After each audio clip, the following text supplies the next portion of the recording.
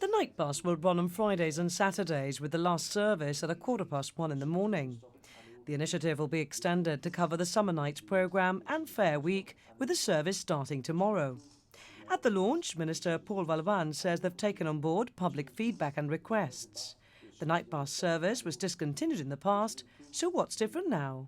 We're hoping that this time round, because the requests are much greater, because people are realising that parking is becoming more of an issue every day, we are hoping as a government that people will take this service up and use it as opposed to getting their cars. So we're hoping that, especially during the latter days of the fair, people will use the service, and what we really want to see is these buses full of passengers. Well, you describe it as a pilot scheme that in fact will be running a little after 1 in the morning. So taking this into consideration, who do you think it'll actually cater for? Mainly I think it will cater for those people with families that want to go out for dinner, want to go down to Casemates, want to go down to Ocean Village, they want to have a few drinks and they want to come home at a reasonable time. So you can catch your last bus home, depending on route, either 1 o'clock or 1:15 in the morning. So that's really the person that we're trying to attract.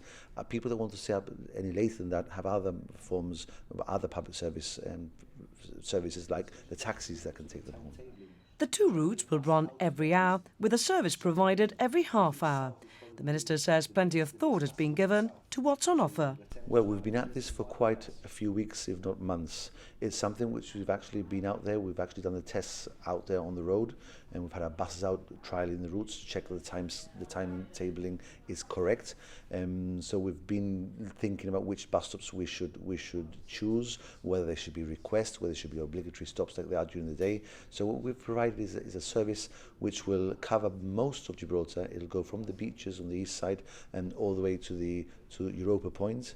There's two routes, there's the N8A and the N8B, and they will overlap at Ocean Village, which is the area where we think is the main hub for nightlife in Gibraltar.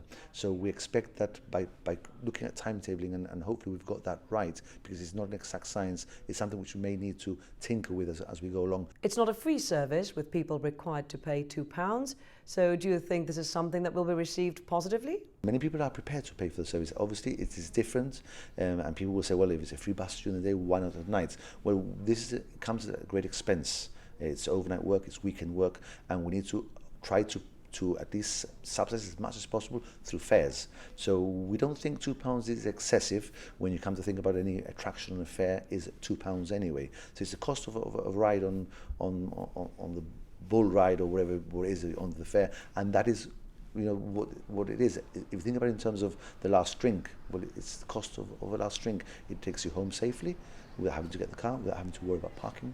So I think it works. The government has embarked on a promotional campaign to ensure the community is aware of the new service, and hopes it will go a certain way in encouraging people to leave their vehicles at home.